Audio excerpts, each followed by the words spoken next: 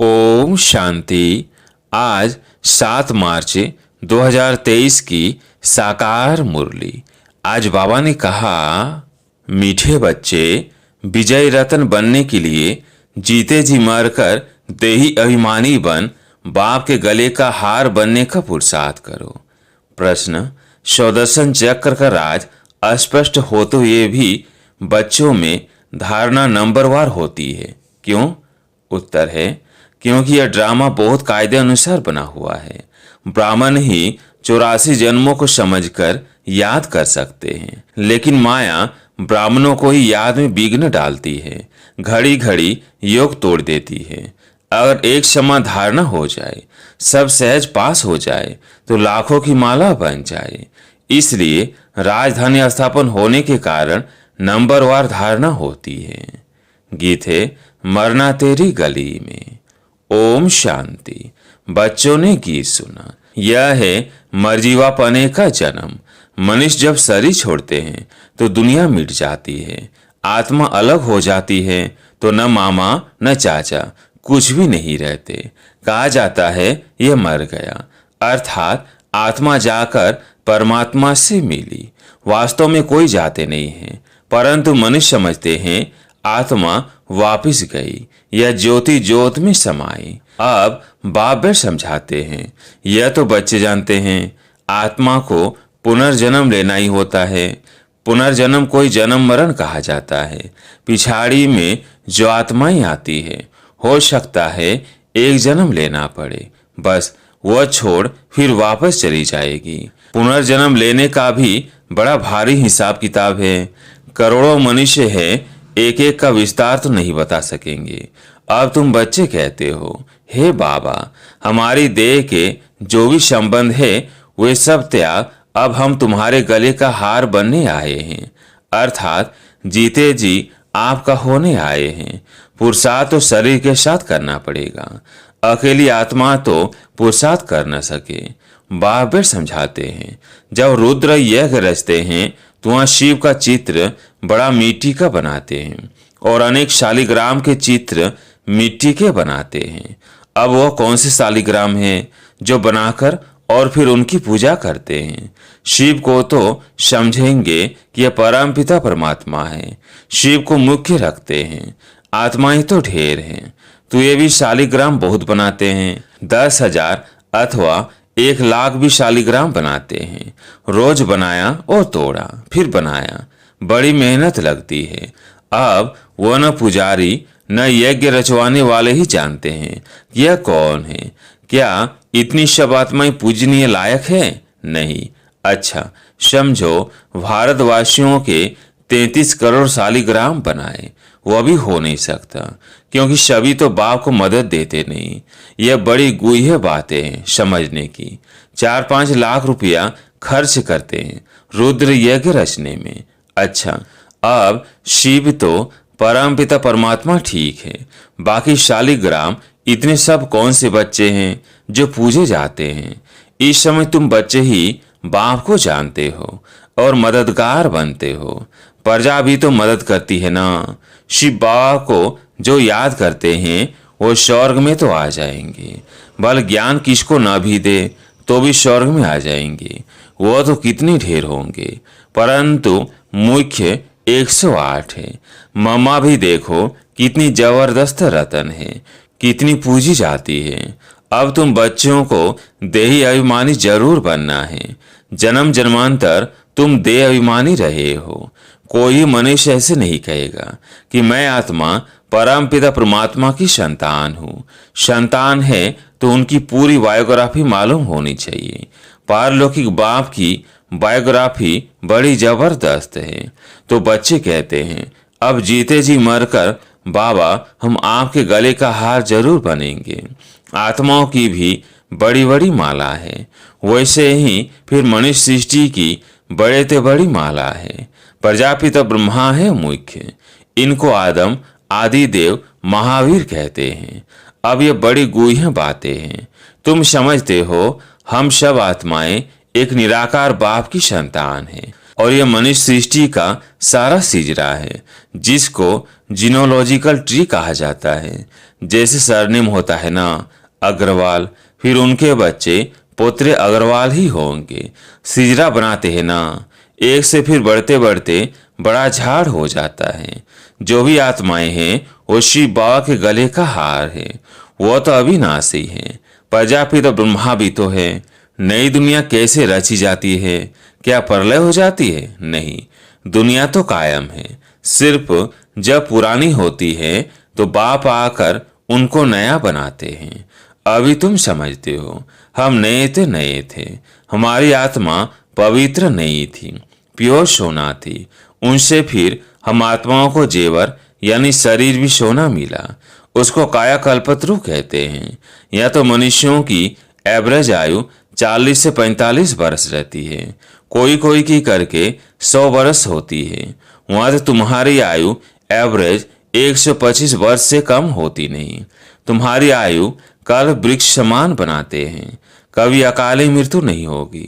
तुम आत्माएं शिव बाबा के बच्चे हो। ब्रह्मा द्वारा जरूर ब्राह्मण पैदा होंगे, उनसे फिर प्रजा रची जाती है। पहले पहले तुम ब्राह्मण बनते हो। ब्रह्मा मुख वंशावली। शिव बाबा तो एक है, फिर माता कहाँ? यह बड़ा गुह्य राज है। मैं इन द्वारा आकर तुम बच्चों को अडॉप्ट करता हूँ तो तुम पुरानी दुनिया से जीते जी मरते हो। वो जो अडॉप्ट करते हैं वो धन देने के लिए करते हैं। बाप अडॉप्ट करते हैं शौर का वर्षा देने के लिए, लायक बनाते हैं, साथ में ले जाएंगे। इसलिए इस पुरानी दुनिया से जीते जी मरना है। गृहस्थ व्यवहार में रहते पवित्र बन बाप का बनना है। हम वहाँ के रहने वाले हैं। फिर सतयुग में सुख का पाठ बजाया। ये बातें बाप समझाते हैं, शास्त्रों में तो है नहीं। अब बाप बैठ तुम आत्माओं को पवित्र बनाते हैं, आत्मा की मैल निकालते हैं। तुमको ज्ञान का तीसरा नेत्र मिलता है। उन्होंने फिर तिजरी की कथा बैठ बनाई है। वास्तव में बात यहाँ की है। तुमको ब्रह्मांड से लेकर सारे सृष्टि के आदि मध्य अंत का सारा समाचार मिल जाता है। बाप एक ही बार आकर समझाते हैं। सन्यासी तो पुनर्जन्म लेते रहते हैं। यह तो आया और बच्चों को बढ़ाया, बस यह तो नई बात हो जाती है। शास्त्रों में यह बातें है नहीं। यह बहुत बड़े ते बड़ा कॉलेज है। कायदा है 1 हफ्ता तो अच्छी रीति समझना पड़े, भट्ठी में बैठना पड़े। गीता का पाठ अथवा भागवत का पाठ भी 1 हफ्ता रखते हैं ना, तो 7 रोज भट्ठी में बैठना पड़े। भिखारी तो सभी है, भले सन्यासी घर बार छोड़ निर्विकारी बनते हैं, फिर भी जन्म विकार से लेकर फिर निर्विकारी बनने लिए संन्यास करते हैं। कई पुनर्जन्म को भी मानते हैं, क्योंकि मिसाल देखते हैं।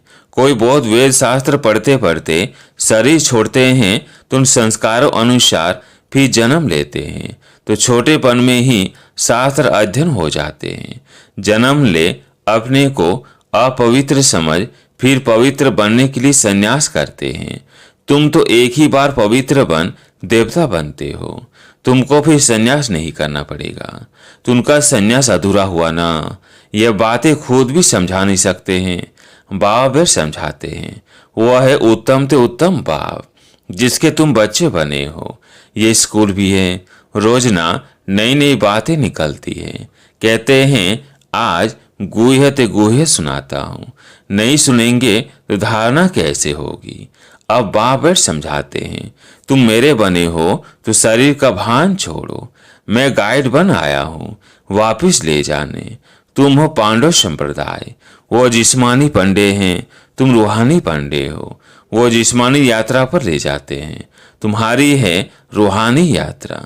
उन्होंने तो पांडवों को हथियार दे युद्ध के मैदान में दिखाया है। अभी तुम बच्चों में भी ताकत चाहिए। बहुत होते जाएंगे तो फिर ताकत भी बढ़ती जाएगी। तो बाप बड़ समझाते हैं कि मैंने तुमको गोद में लिया है इस ब्रह्मा द्वारा, इसलिए इनको माता पिता कहा जाता है। ये तो सब कहते हैं तुम माता पिता, हम बालक तेरे। अच्छा, उनको तो गॉड फादर कहा जाता है, गॉड मदर तो नहीं कहा जाता। तो मदर कैसे कहते? मनुष्य फिर जगदम्बा को मदर समझ लेते हैं, परंतु नहीं, उनके भी माता पिता है। उनकी माता भला कौन सी है? यह बड़ी गूढ़ बातें हैं।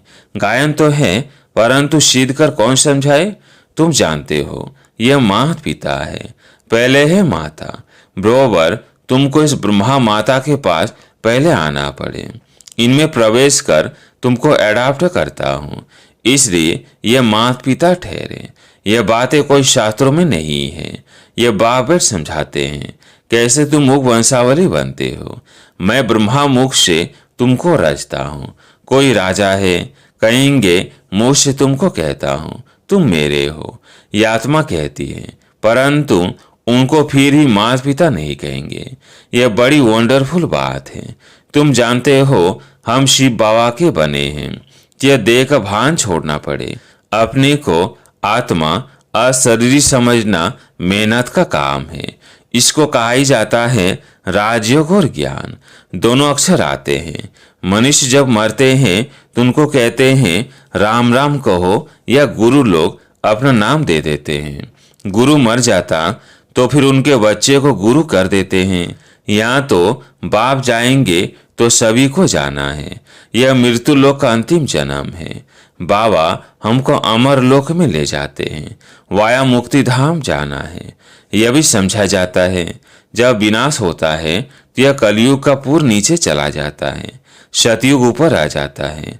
बाकी कोई समुद्र के अंदर नहीं चले जाते हैं। यहाँ तुम बच्चे सागर के पास आते हो रिफ्रेश होने।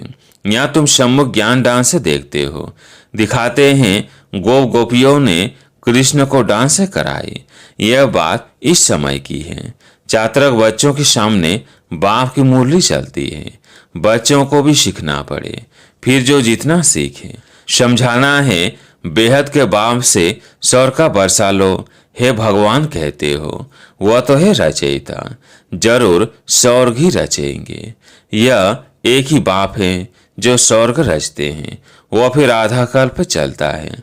बाबा तुम्हें कितने राज समझाते हैं। बच्चों को मेहनत कर धारणा करनी है। स्वदर्शन चक्र का राज भी बाबा ने कितना साफ बताया है। 84 जन्मों के चक्र को ब्राह्मण ही याद कर सकते हैं। यह है बुद्धि का योग लगाकर चक्र को याद करना, परंतु माया घड़ी घड़ी योग तोड़ देती है, विघ्न डालती है। सहज हो तो फिर सब पास कर ले, लाखों की माला बन जाए। ये तो ड्रामाई कायदे अनुसार है। मुख्य है 8, उनमें फर्क नहीं पड़ सकता। त्रेता के अंत में जितने प्रिंस प्रिंसेस हैं सभी मिलकर जरूर यहीं पढ़ते होंगे, प्रजा भी पढ़ती होंगी, यहीं किंगडम स्थापन होती है। बाप ही किंगडम स्थापन करते हैं और कोई प्रिसेप्टर किंगडम नहीं स्थापन करते। यही बड़ा वंडरफुल राज है। सतयुग में लक्ष्मी नारायण का राज्य कहाँ से आया? कलयुग में तो राजा ही है नहीं, अनेक धर्म है। भारतवासी कंगाल है। कलयुग की रात पूरी हो, दिन शुरू हुआ और बादशाही चली। यह क्या हुआ? अल्लाह अव्वल दिन का खेल दिखाते हैं ना, तो कारून के खजाने निकल आते हैं। तुम सेकंड में दिव्य दृष्टि से वैकुंठ देख आते हो। अच्छा, माता पिता बाप दादा बच्चे सारी फैमिली इकट्ठी बैठी है। मीठे मीठे सिकिल है बच्चों प्रति माता पिता बाप दादा का याद प्यार और गुड मॉर्निंग। रूहानी बाप की रूहानी बच्चों को नमस्ते। हम रूहानी बच्चों की रूहानी बाप दादा को याद प्यार गुड मॉर्निंग नमस्ते नमस्ते। धारणा के लिए मुख्य सार। पहला पॉइंट है बाप समान सभी को रिफ्रेश करने की सेवा करनी है। चात्रक बन ज्ञान दान से करनी और करानी है। दूसरा पॉइंट, इस शरीर का भान छोड़ पुरानी दुनिया से जीते जी मरना है। अशरीर रहने का अभ्यास करना है।